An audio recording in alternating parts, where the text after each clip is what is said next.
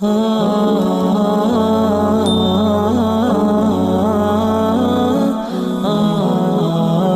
عمر فاروق رضی اللہ تعالیٰ عنہ جب مسلمان ہوئے، نماز کا وقت ہوا تو حضور پاک صلی اللہ علیہ وآلہ وسلم نے فرمایا صحابہ کرام تیاری کر لو نماز کی۔ حضرت عمر فاروق رضی اللہ تعالیٰ عنہ نے پوچھا یا رسول اللہ صلی اللہ علیہ وآلہ وسلم نماز کہاں پڑھیں گے؟ تو نبی پاک صلی اللہ علیہ وسلم نے فرمایا کہ کسی کونے میں چھپ کر پڑھتے ہیں۔ عمر فاروق نے کہا حضور آپ کے قدموں میں میرے ماں باپ قربان، اگر اب بھی چھپ کے نماز پڑھیں تو عمر کے مسلمان ہونے کا کیا فائدہ؟ حضرت عمر فاروق نے کہا حضور آج نماز کعبۃ اللہ میں پڑھیں گے۔ حضور پاک صلی اللہ علیہ وآلہ وسلم نے فرمایا عمر کفار کا بڑا غلبہ ہے۔ واہ میرے خدا! عمر فاروق گھوڑے پہ سوار ہوئے، مکے کے چوکوں میں جا کر، گلیوں میں جا کر اپنے گھوڑے پر سوار ہو کر چلتے ہوئے یہ اعلان کیا کہ مکہ والو آ جاؤ، آج میں کلمہ پڑھ کر محمد مصطفیٰ کا غلام بن کر آیا ہوں۔ آج ہم کعبۃ اللہ میں نماز پڑھنے جا رہے ہیں۔ اگر کسی نے اپنی بیویاں بیوہ کروانی ہیں، اگر کسی نے اپنے بچے یتیم کروانے ہیں تو آ جائے عمر کے راستے میں،